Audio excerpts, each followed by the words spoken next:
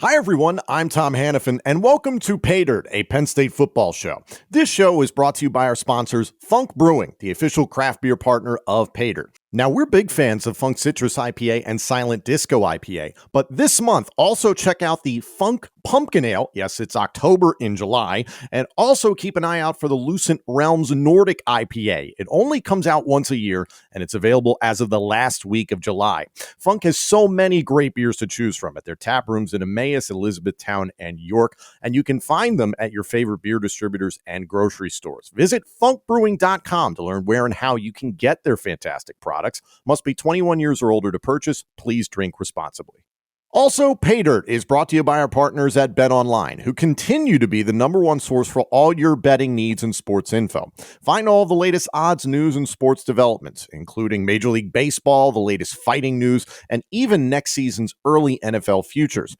Head to betonline.ag or use your mobile device to sign up today to receive your 50% welcome bonus on your first deposit. And use our promo code BELIEVE, that's BLEAV, to get the bonus and get into the action. PAYDIRT is presented by BetOnline, where the game starts. Also, head to shop.believe.com and search PAYDIRT for two great pieces of merchandise for the PAYDIRT show, the PAYDIRT podcast. You can get one that has the official show logo over the heart. It comes in white, navy blue, and black, and a t-shirt. And then also we have a navy blue t-shirt with the PAYDIRT word mark over the heart. And on the back, it's got Matt McGloin's name and number circa his 2012 season. Again, head to shop.believe.com, BLEAV.com, and search PAYDIRT for all our great merchandise. I want to thank you all for tuning in on ESPN Radio State College, as well as checking out the podcast version of this show presented by the Believe Network, which is available now on YouTube, Apple Podcasts, Spotify, and wherever else you get your podcasts. And of course, hit us up on Twitter and let us know what you think of the show at ESPN Radio 1037, at McGloin-QB11, and at Tom Hannafin. While we're on the subject of merchandise, for those of you on YouTube, a big shout out to the guys at Smack Apparel, especially Jeff Attinella, who reached out to me recently, gave me this fantastic shirt for Ohio State. And it just says the worst because Ohio State recently trademarked the word the, and Ohio State is the worst. So I hope you guys all check them out. Smack Apparel. They're fantastic. We're going to get right into it today. McGloin is having a wonderful vacation with his family, and we have a fantastic interview. It is former Penn State tight end Adam Breneman. Not only did he spend time at Penn State and got his degree, he went on to UMass, set plenty of records as a tight end. Then he went into coaching as well at Arizona State, became the youngest assistant coach in the nation at the time under Herm Edwards, and is doing some really exciting things now in media. So let's not waste any time. Let's get to it. Here's Adam Breneman.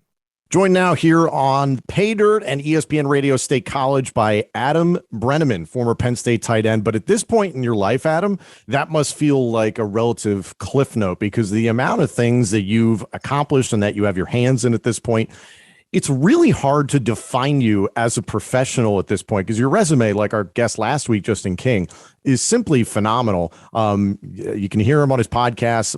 Brenneman shows up, which is fantastic. It's available everywhere you get your podcasts. Adam, just how busy are you? How many things are you doing actively right now? Well, I appreciate having me on. It's a good question. I mean, I definitely have my hands in a lot of different things, and I've always kind of been that way. I've liked having a lot of things going on, and I know a lot of former athletes are the same way. always liking to stay busy, and but it's been good. I've been able to travel all over the country doing a lot of this different media type of stuff, whether it's podcasts, whether it's content producing, and things like that. So it's been exciting. I've gotten to really talk to some cool people, as I know you guys have on this show, and by the way, it's been great watching what you and Matt have kind of built with this show. It's exciting to see. It's a really good show for Penn State fans. And appreciate it. The kind of content that Penn State fans want to see. So, but yeah, it's a good question. I've definitely been busy, but I've had to find time to jump on here today with you. And also, you've got your podcast, you're contributing in terms of trying to help with the recruiting effort within the game. You also do some work as an analyst. Like now that you look at your total body of work, when you were in school at Penn State, UMass, wherever you were, did you foresee this as your future, or did this kind of all just one thing fell into another? I wasn't really sure what I was going to do. I thought I was going to play in the NFL for a long time, as most guys do, and one thing leads to another, and that doesn't happen, and then you end up trying a bunch of different things. When I was in my early 20s, I was in politics for a little bit, was running political campaigns. I coached for 2 years. I've been in media. I've done different business endeavors and things like that. I really just like to try a lot of different things, and I think that was always kind of my struggle when I was in college. Is I wasn't sure what I wanted to do really, and I felt like I could be good at a few different things. And as life all comes down to just being a matter of focus and focusing on what you really want to be good at. So I'm excited to kind of be in the world I'm in now in this industry, and I think it fits me and my personality and skill set well. And but that's not to say different opportunities come up all the time, and you kind of never know what's going to be the next chapter of the story. So I just kind of work hard at what I'm doing and kind of see what comes up, and a lot of good things happen when you just work hard. You're really indicative of, I'll use Draymond Green's line, of the new media. Look at guys like Pat McAfee, Spice Adams, another Penn Stater.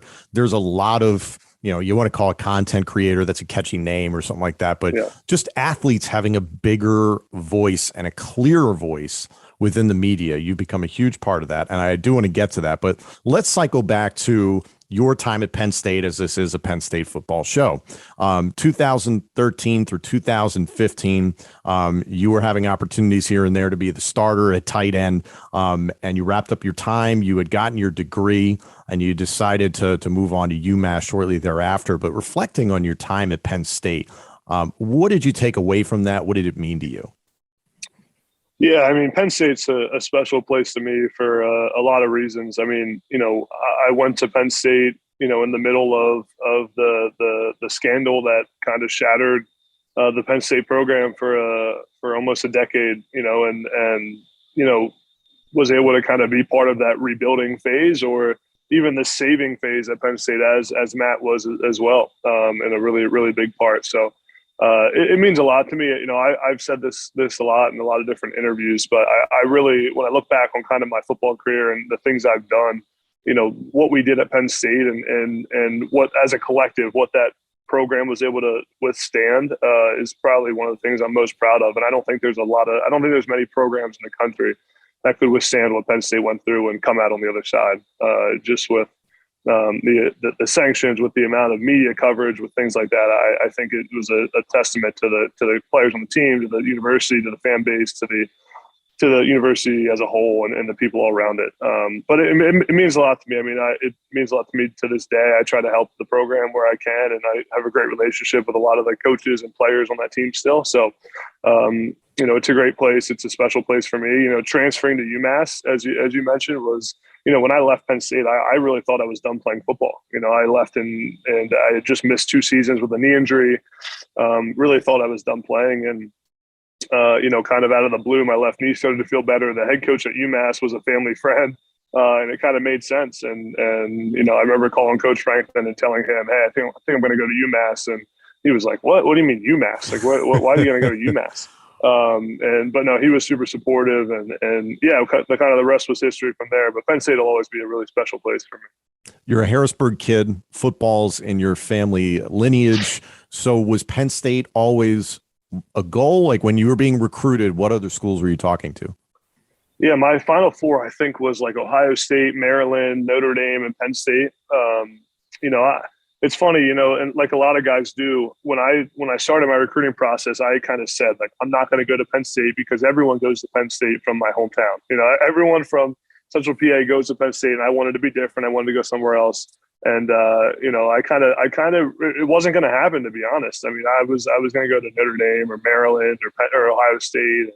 And then Bill O'Brien got hired at Penn State. And once I met Bill O'Brien, got to meet him and his coaching staff and believed in his vision. And the rest was kind of history from there. It happened pretty quickly after O'Brien got hired. But yeah, I mean, it certainly wasn't a foregone conclusion during my whole process. I mean, my parents will tell you too, I was pretty adamant that I wasn't going to go to Penn State because I wanted to be different. But again, when you're 16 and you think you know all the answers and you got it all figured out. And, Yep. and the reality is I belonged at Penn State, and it took me a little bit to realize it, but I'm really glad that I made that decision.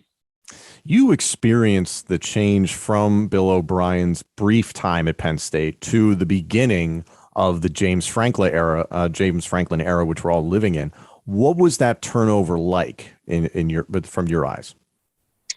Yeah, I mean, it was tough because, O'Brien was such a pillar of that program. He meant a lot to the players on that team. He was, really, was kind of the perfect guy at the right time for Penn State. We needed someone to lead and someone that was going to take a no BS approach to being the head coach during a really difficult time.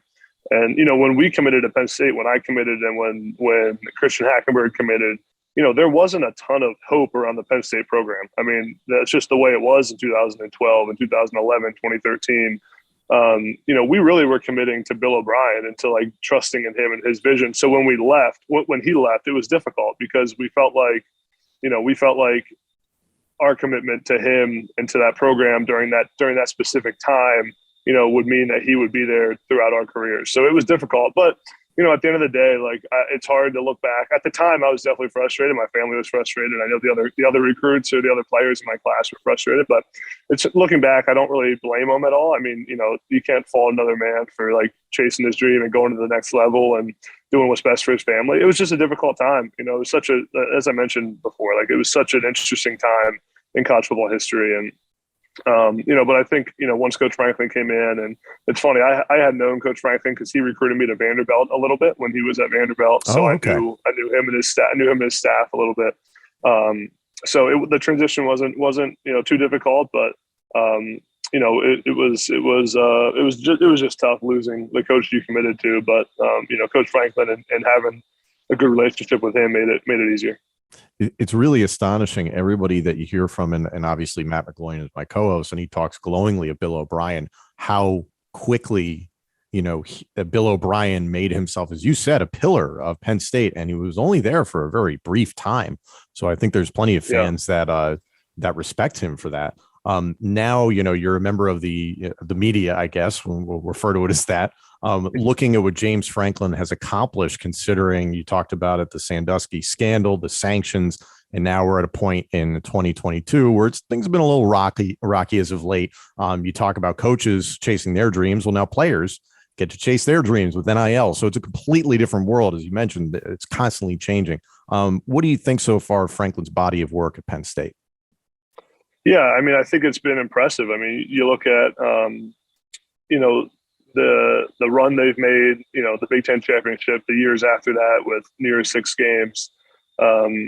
You look at, obviously, the last couple of years, the COVID year, last year, were underwhelming, and people were frustrated, and rightfully so. I think obviously we all want to see Penn State winning at an extremely high level.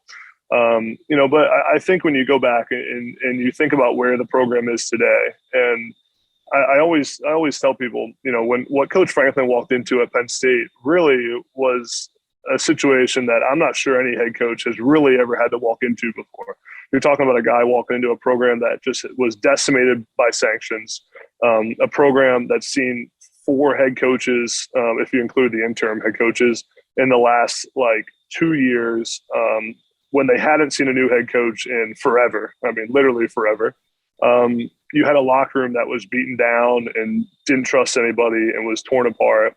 And really a community that was hurting and had just lost Bill O'Brien, who everyone thought was the one giving them hope. So it was a really difficult situation, I think, to walk into just from a locker room standpoint, and things like that. And obviously sanctions, which ended up getting removed, but was, those sanctions, I always, would tweet this during Penn State football season and people would call me a homer and things like that. But I would say, 5 years post the scandal, Penn State would be, doing well, but no one talked about the sanctions anymore. Those sanctions and the scholarship reductions, those impact the program for years to come. When you lose scholarships in one class, it doesn't just affect you for 1 year. That affects your scholarships for the next 4, and then even years after that, because the players that you can bring in now weren't being developed beforehand. So it affects you for a long period of time. And I think we're just now in the last few years getting to the point where, maybe in like 2017, 2018, we're like, there's no more effects from the sanctions, and like it's there's no more excuses. But I think when you look at it, Penn State's recruiting at an extremely high level. I think the program's as stable today as it's been in a while. Obviously they need to go out and win games. I mean, that's the bottom line. But you think about last season, and number 4 in the country, undefeated, going into play at Iowa, and they're winning, and Sean Clifford gets hurt, and obviously the rest of the season goes downhill from there. But I think Coach Franklin's done a great job. I think that program is in a great place. I think they're recruiting obviously at an extremely high level, which is the lifeblood of college football.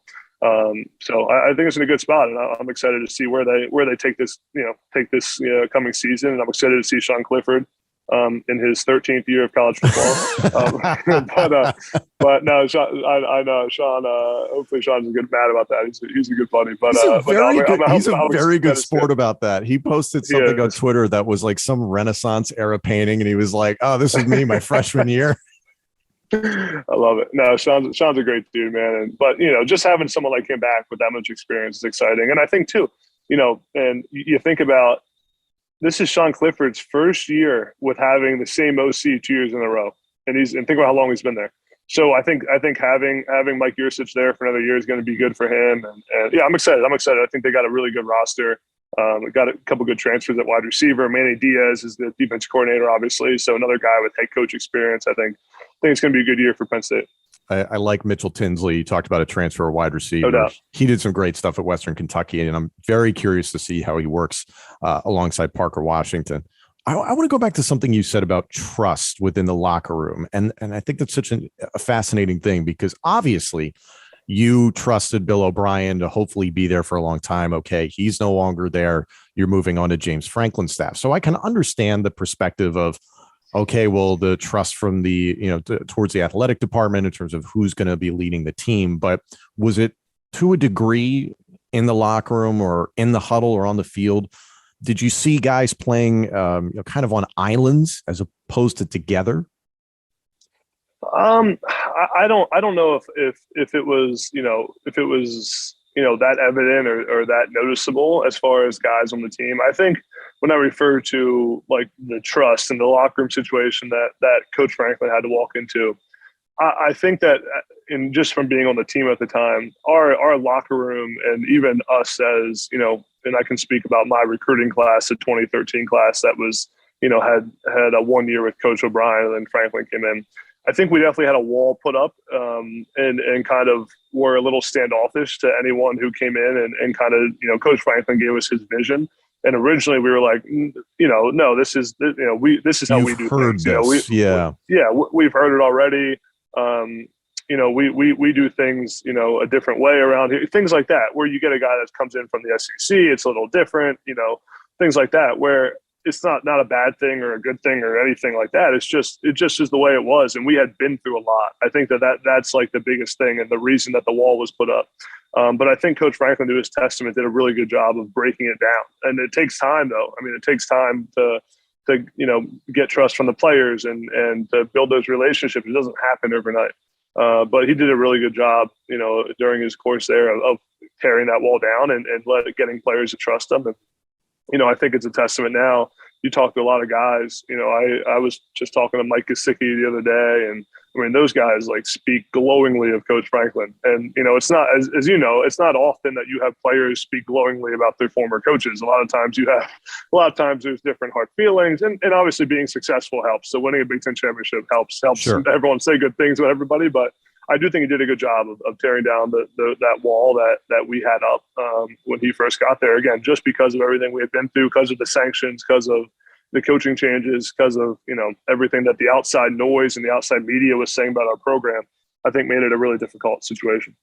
So you wrap up your time at Penn State, and for the record, you got your degree from Smeal Business College. So you did everything the right way. You got it done. And then, as you mentioned, you had some knee injuries and thinking about hanging them up. So you head to UMass after a while.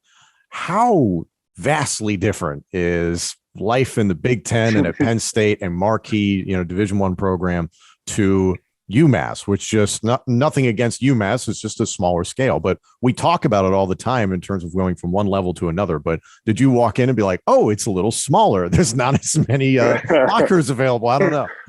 Yeah, it's definitely strange playing in Beaver Stadium and then playing at McGurk Alumni Stadium in Amherst, Massachusetts. We had about 500 people in the stands for some of our games. Hell of a crowd. Yeah, right. No, it is a good place, and we had a good fan base, but it's just different. I mean, it's still FBS football, but it's just different. We were independent, didn't have the resources we had at Penn State, obviously.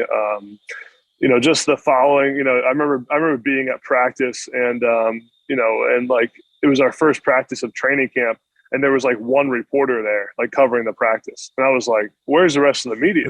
and they're like, "Oh no, that's the reporter." At Penn State, obviously, there'll be 70 beat writers at the at practice. So there were a lot of differences like that. I think for me, it was really good. My knee was pretty messed up, but it allowed me to go somewhere that was kind of away from my hometown, away from Penn State, where everyone's going to be asking about my knee and. To kind of make a comeback somewhere else. It ended up working out for me. And the part too is, I wasn't able to practice at the level I would have had to practice at Penn State to compete. And then going to UMass allowed me to like take a little bit of weight off my practice load. And just kind of, manage my body and myself the right way, because to be honest, there wasn't a whole lot of competition around like whether I was going to start or not. When you're at a Power 5 program, you got to compete, you got to practice for bringing guys in. So UMass helped me in a lot of ways, with that as well. And it was fun. I got to play 2 more years of football that I probably wouldn't have been able to get to play anywhere else, and had a lot of success doing it.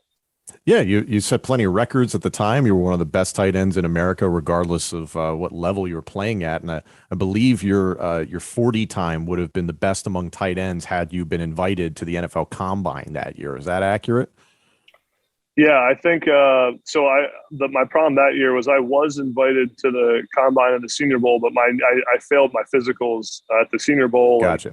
I had a bunch of I ended up having to retire before I even got to the draft. That was kind of the best kept secret during my career at UMass, was I was trying to make sure no one thought my knee was messed up, although it really was. Because, you don't want scouts to know that. You don't want general managers to know that. And I'm just thinking, how can I prolong my career as long as possible? And, obviously that didn't work out too much. Nothing gets past the NFL scouts. So as soon as I went to the Senior Bowl and they were looking at my physicals and my MRIs, they realized pretty quickly that my knee was pretty beat up. So, but yeah, I mean, before that time, I was feeling pretty good, and then it kind of deteriorated quickly throughout the rest of my senior season at UMass. So then you transition into politics, which has become so popular amongst so many former athletes at this point. So what led to that?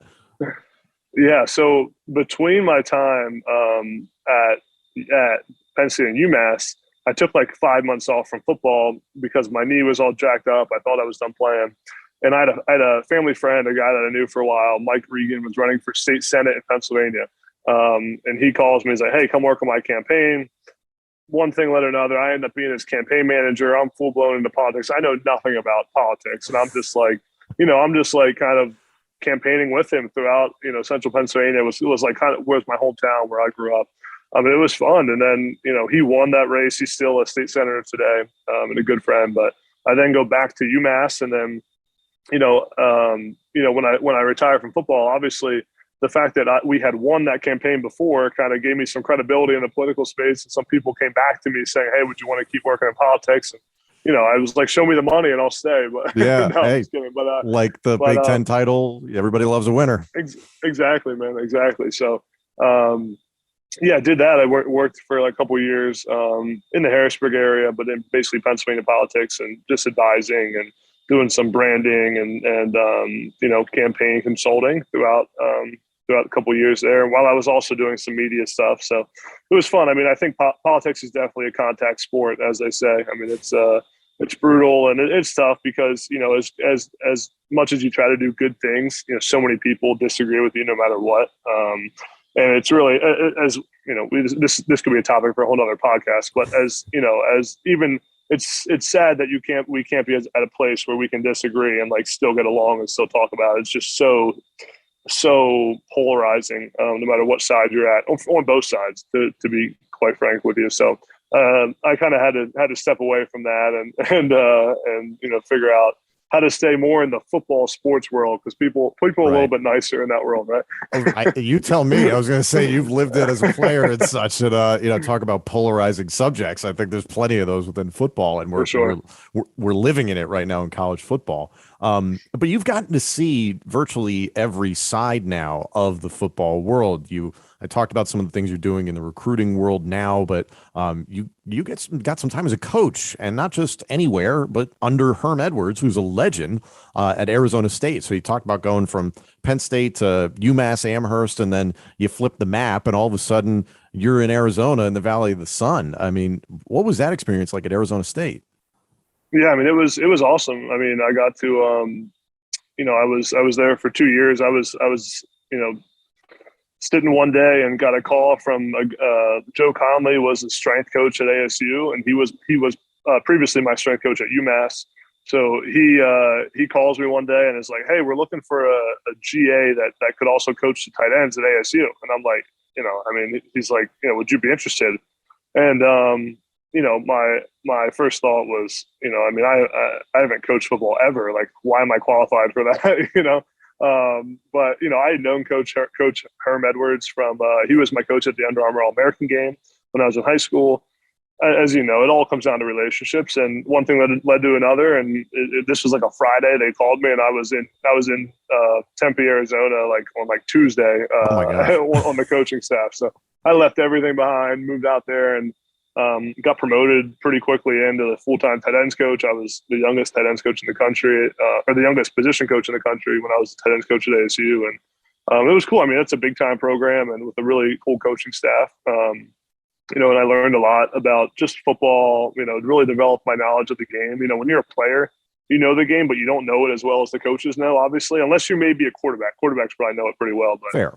I got to really understand the game and understand college football and understand recruiting and understand what goes into building a program. And, it was really cool. It was a fun time for me, and got to make a lot of good relationships and even got to connect with a lot of people in the industry, like coaches, even not at ASU. I got to develop my relationship with Coach Franklin and other coaches all around college football just from being kind of in the coaching world. So it was a good experience.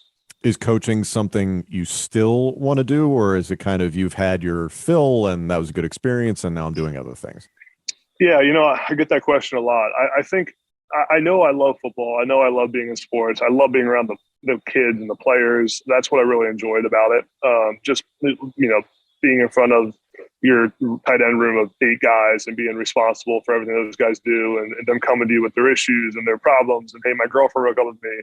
Hey, how do I run a stick route? Hey, why am I not playing more? Things like that. Like that, I really enjoyed that part of it in recruiting, and I liked it a lot. I mean, I think for me, I know I want to be in the sport and around it, and we'll see what opportunities come up. It's tough for me to say right now without kind of knowing, what's going to come up and what's not, and what also develops in my own career in the media and things like that. So we'll see, but it's definitely something that I leave the door open to, and I continue building those relationships because I think, it's just the whole football sports world is one that I know I want to be in. And as you know, man, like the college football is changing so much right now. I mean, we don't even know what college football is going to look like in 3 years. So there's just a lot of unknown right now. And I'm excited to kind of see what pops up.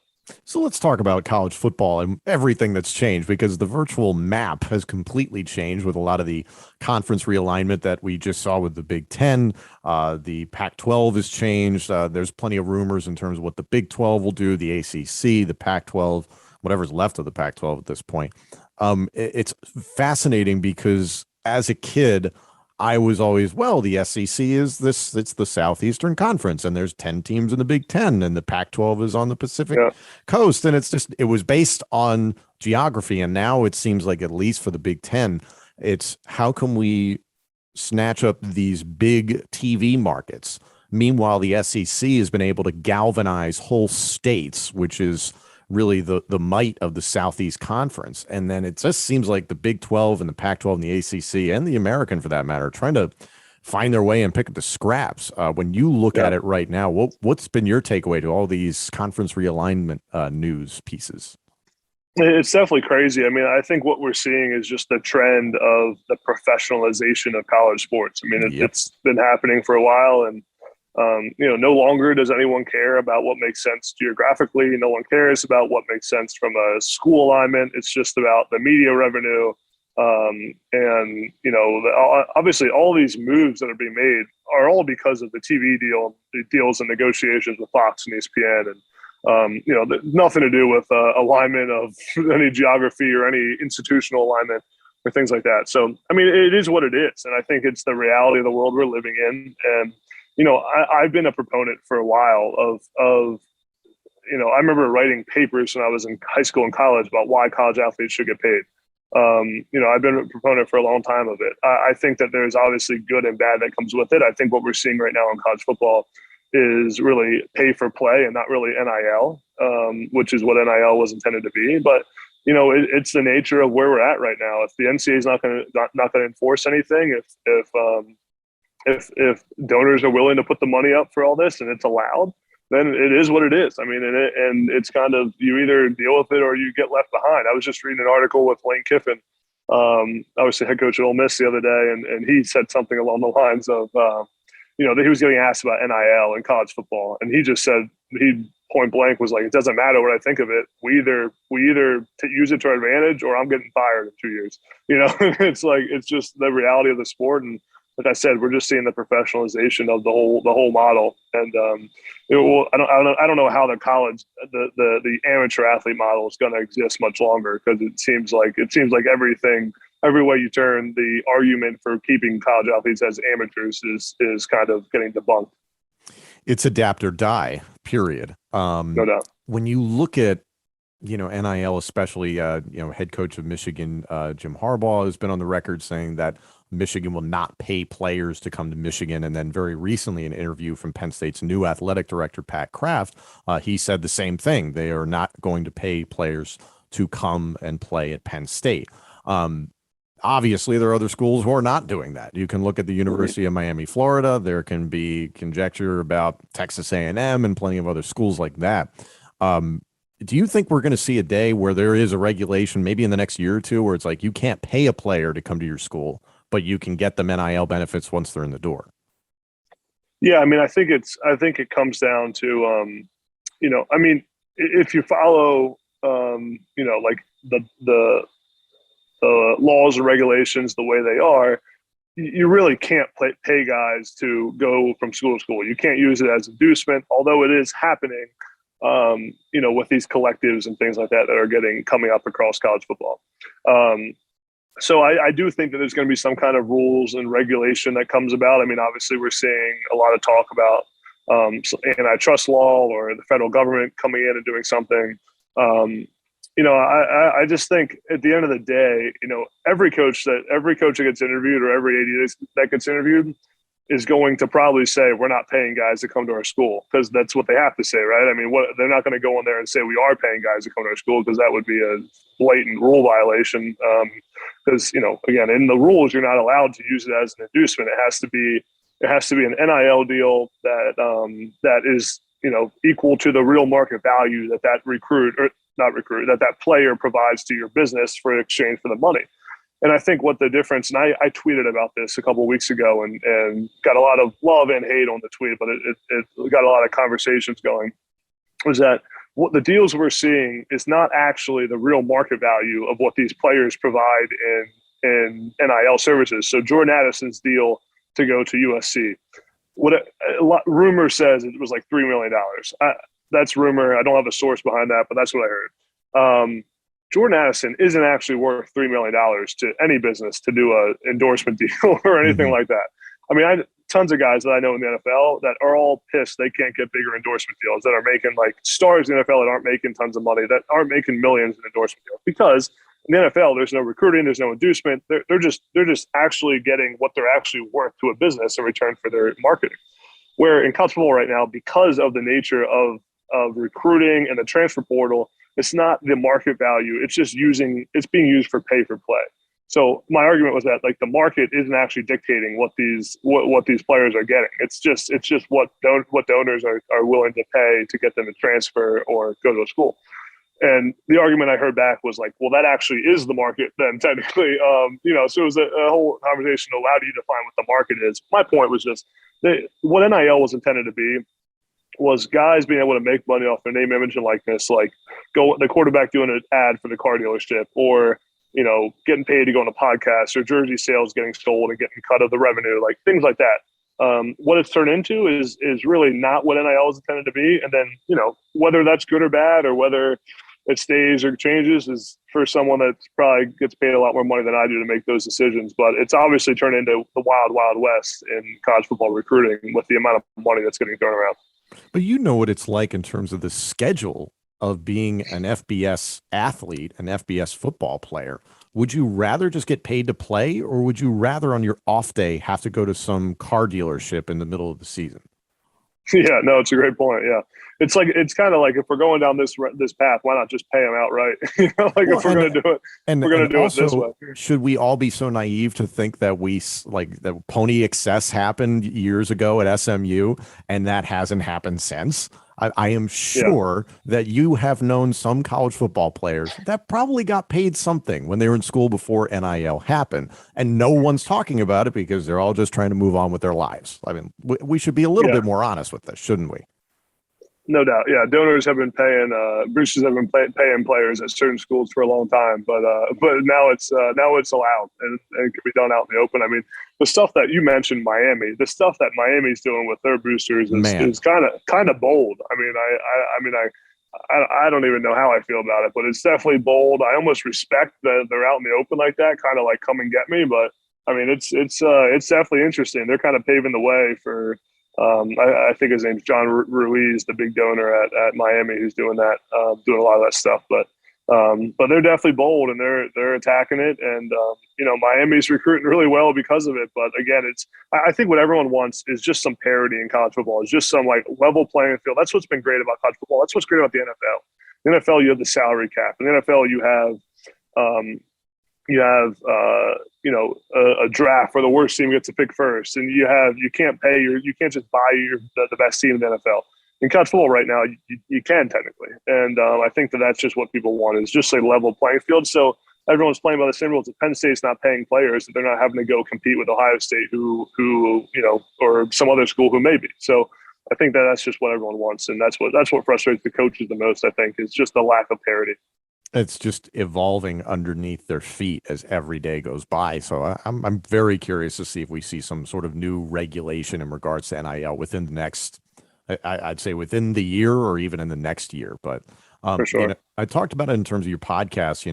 Brenneman shows up. It's fantastic. I remember a clip of yourself and Detroit Lions quarterback Jared Goff, which was just hilarious. And like you're getting to have these conversations that I think are so important now. And we talked about, earlier, Draymond Green using the term the new media, and people the likes of Pat McAfee, et cetera, who've made this new media world where it's athletes communicating clearly with other athletes to get their story and perspective across, as opposed to just the press conference of how'd you feel on third down or something like that.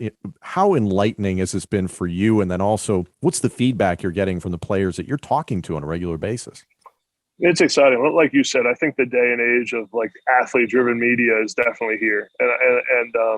It's been good just to tell stories that the athletes want to tell and allow them to have a platform to get what they want in the media without having to go through the regular channels or tell stories that they wouldn't normally tell at a press conference. And then, for me, like being able to tell stories that other people can't tell because of my experiences. So it's been a good combination for me of kind of letting guys tell their stories and have a platform, and just shine the light on like what it's like being an athlete and being an NFL player and things like that behind the scenes. It's been exciting. And that's kind of, when I started the show, the whole concept was I wanted to actually go into their homes and like sit down with them and like have a conversation that most fans don't ever get to see. That's where the whole term Brenneman shows up came from, was just like showing up at their front door, and like actually talking.